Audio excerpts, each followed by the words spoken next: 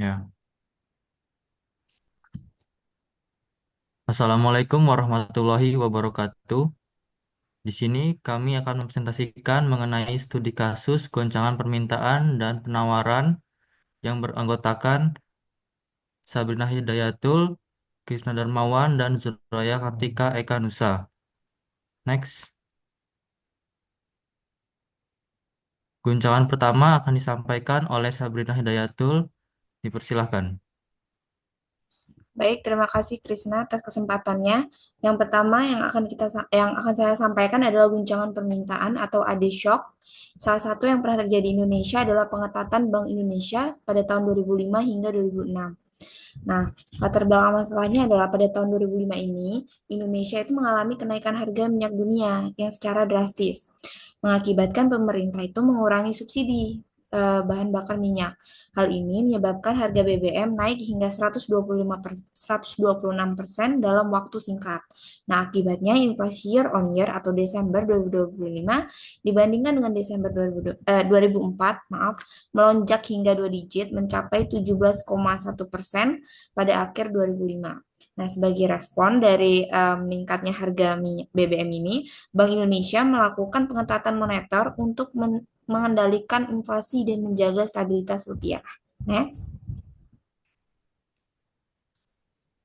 Nah, identifikasi masalah dalam studi kasus kali ini tuh subsidi BBM ini tidak lagi mampu ditanggung oleh APBN sehingga pemerintah mau tidak mau menaikkan harga BBM domestiknya. Lalu penurunan kepercayaan terhadap stabilitas makroekonomi ini mengakibatkan pelemahan nilai tukar dan inflasinya melonjak sehingga BI mengambil langkah untuk menaikkan suku bunga acuan atau BI rate dari 7,4% yang di pertengahan 2005 menjadi 12,75% pada akhir 2005. Next. Ini adalah pengetatan BI pada tahun 2005. Bisa dilihat dari tabel, itu ada keluaran agregat atau PDB pada tahun 2005 secara triwulan. Nah, secara triwulan, pertumbuhan PDB triwulan 4 itu tahun 2005 dibandingkan dengan PDB triwulan 3 tahun 2005 itu menurun sebesar minus 2,8% atau sekitar 1.968,39 triliun. Next. Di sini saya akan menjelaskan mengenai kurva guncangan permintaan negatif yang terjadi karena peningkatan harga minyak dunia. Pertama-tama itu harga BBM naik, kemudian Bank Indonesia melakukan pengetatan kebijakan moneter, menaikkan suku bunga dari 7,44% ke 12,75%. Akibatnya konsumsi turun, investasi turun, menggeser kurva AD ke kiri, dari AD1 ke AD2. Kemudian, step 2 inflasi turun dari 17,89% di bulan Oktober 2025 ke 17,11% di bulan Desember 2025. Keluaran agregat triwulan 4 minus 2,18% dibandingkan triwulan 3 dan di tahun yang sama. Step 3 sehingga itu menyebabkan pergeseran pada kurva AS. Jangka pendek turun ke keluaran titik semula dan inflasi kembali turun di 6,29% di bulan Oktober 2006. Next. Selanjutnya adalah guncangan Selanjutnya, penawaran AESOK yang akan disampaikan oleh Zoraya Kartika. Selanjutnya, di sini saya akan membahas guncangan penawaran atau agregat supply shock mengenai kasus gempa Aceh tahun 2004. Latar belakang kasus ini yaitu pada 26 Desember tahun 2004, gempa bumi berkekuatan 9,1 sampai 9,3 skala Richter terjadi di lepas pantai barat Sumatera, yang disusul oleh tsunami yang dahsyat. Bencana ini menyebabkan tewas lebih dari 160.000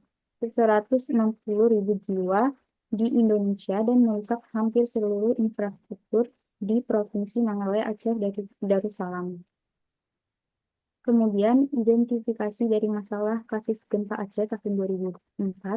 Yang pertama, itu ada kehancuran infrastruktur, terutama perumahan, fasilitas pendidikan, dan layanan kesehatan. Yang kedua, ada aktivitas ekonomi, yang ikut lumpuh total di banyak wilayah Aceh.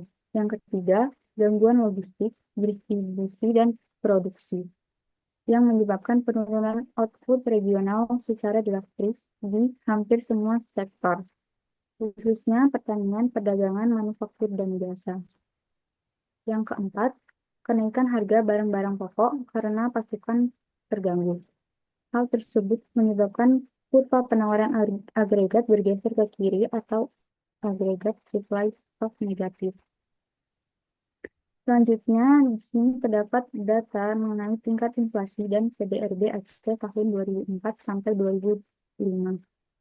Pada tahun 2005, Aceh mengalami krisis ekonomi akibat dampak tsunami pada Desember tahun 2004. Inflasi melonjak tajam dari angka 6,91% di tahun 2004 menjadi 41,44% di tahun 2005.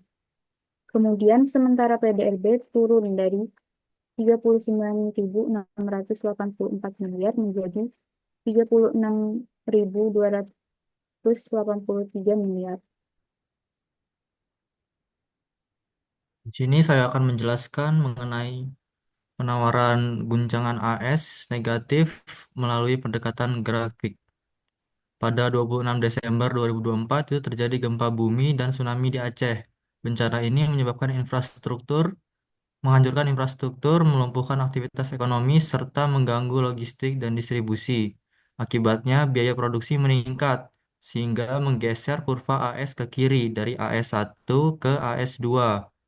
Akibatnya, inflasi itu melonjak tajam dari 6,91 pada tahun 2024 menjadi 41,44% pada tahun 2025 akibat gangguan pasokan dan naiknya harga barang pokok. Di sisi lain, PDRB Aceh itu turun drastis dari 39,684 triliun menjadi 36,283 triliun. Kemudian, langkah terakhir adalah rekonstruksi dan bantuan kemanusiaan mulai masuk pada 2005 sampai 2006. Perlahan kapasitas produksi pulih, logistik membalik, dan kurva AS jangka pendek bergeser kembali ke kanan, menurunkan inflasi dan memulihkan output secara bertahap. Kesimpulan dari materi kami ini ialah guncangan permintaan, kenaikan BBM, dan pengetatan moneter 2005 menyebabkan inflasi tinggi dan menurunkan output, namun berhasil dikendalikan lewat kebijakan suku bunga. Guncangan penawaran, yaitu gempa Aceh 2004, menghancurkan kapasitas produksi, memicu inflasi, dan menurunkan PDRB. Pemulihan terjadi melalui rekonstruksi dan bantuan. Kedua kasus tersebut menunjukkan pentingnya respon kebijakan yang cepat dan tepat dalam menjaga stabilitas ekonomi. Demikian presentasi dari kelompok kami. Mohon maaf apabila ada salah kata. Kami akhiri. Wassalamualaikum warahmatullahi wabarakatuh.